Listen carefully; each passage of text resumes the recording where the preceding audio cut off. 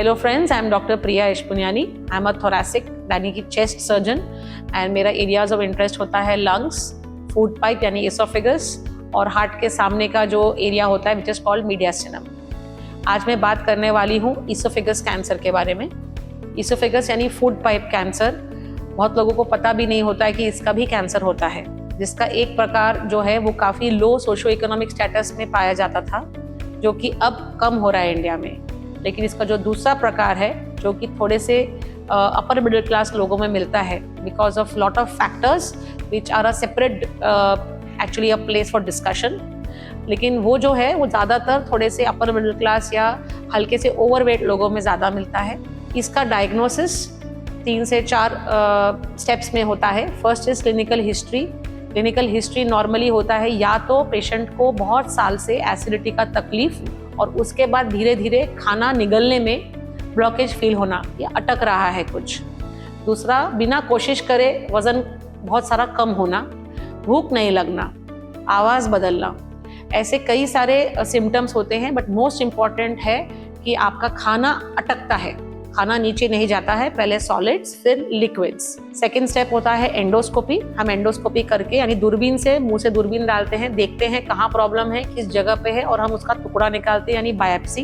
Biopsy करने से कोई कैंसर नहीं फैलता है। तीसरा स्टेप होता है स्टेजिंग का, जिसमें हम पूरे बॉडी का पेट सिटी स्कैन करते हैं, whole body PET CT scan, जिसमें हम लोग गले से लेकर नी के नीचे तक पूरा चेक करते हैं कहीं और स्प्रेड है कि नहीं, ये जो बीमारी है कितनी है, कितनी मोटी है, कितनी लंबी है, उसके आसपास के जो लिम्फ ग्लैंड्स होते हैं वो हैं या नहीं हैं।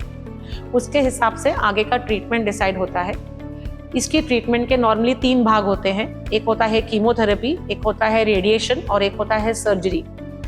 कीमोथेरेपी से हम बीमारी छोटी करते हैं, या अगर हम पहले सर्जरी करें तो सर्जरी के बाद अगर स्टेज में हमें लगता है कि ग्लैंड्स है तो हम कीमोथेरेपी देते हैं।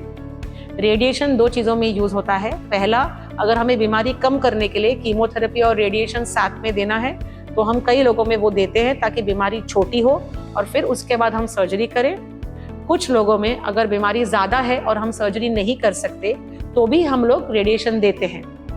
आप बिलीव नहीं करेंगे बट कुछ ऐसे पेशेंट्स भी होते हैं जिनमें सिर्फ कीमोथेरेपी और रेडिएशन देने से पूरा ट्रीटमेंट हो जाता है और उनको सर्जरी नहीं लगती।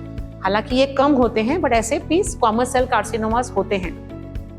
हमारे पास एमजीएम में पेट सिटी स्कैन से लेकर एंडोस्कोपी से लेकर radiation, open surgery, robotic surgery सब कुछ है, जिसके वजह से जो पेशेंट्स इसोफेगस कैंसर को डील करते हैं उनकी पूरी treatment under one roof, like जैसे कॉम्प्रिहेंसिव कैंसर केयर सेंटर बोलते हैं, अंडर वन रूफ सब कुछ हो सकता है। So any patient who has difficulty in सॉलोइंग या फिर लॉन्ग हिस्ट्री ऑफ एसिडिटी, बहुत साल से एसिडिटी की तकलीफ, खाना ऊपर जल रहा है या वजन कम हो रहा है, please do contact a gastroenterologist और a surgical oncologist so that you can get evaluated and if necessary treated at the right time. Thank you.